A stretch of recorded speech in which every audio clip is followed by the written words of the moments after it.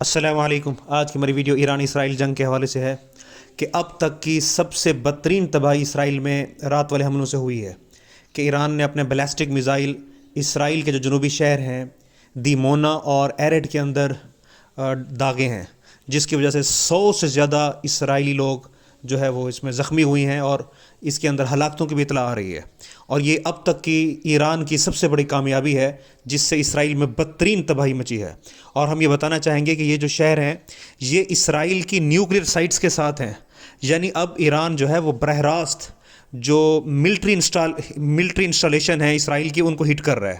اور یہ بہت بڑی کامیابی ملی ہے ایران کو، جبکہ اسرائیلی ڈیفنس فورسز پریشان ہیں کہ یہ جو میزائل ہیں کیوں انٹرسیپٹ نہیں ہوئے، کہ اس کا جو ڈیفنس سسٹم ہے وہ ناکام ہوا ہے، وہ ایران کے بیلسٹک میزائلز کو روکنے کے اندر بری طرح ناکام ہو چکا ہے، اور اب ایران کامیابی کی طرف جو ہے وہ گامزن ہے اور ٹرمپ کو اپنی ڈیفیٹ نظر آ رہی ہے۔ تو آج کی ہماری ویڈیو دیکھنے کا بہت شکریہ۔ ابھی تک جن لوگوں نے ہمارے چینل سبسکرائب نہیں کیا تو ان سے گزارش ہے کہ ہمارے چینل کو سبسکرائب بھی کر لیں تاکہ ہماری آنے والی انفارمیٹیو ویڈیوز آپ تک پہنچتی رہیں۔ تھینکس۔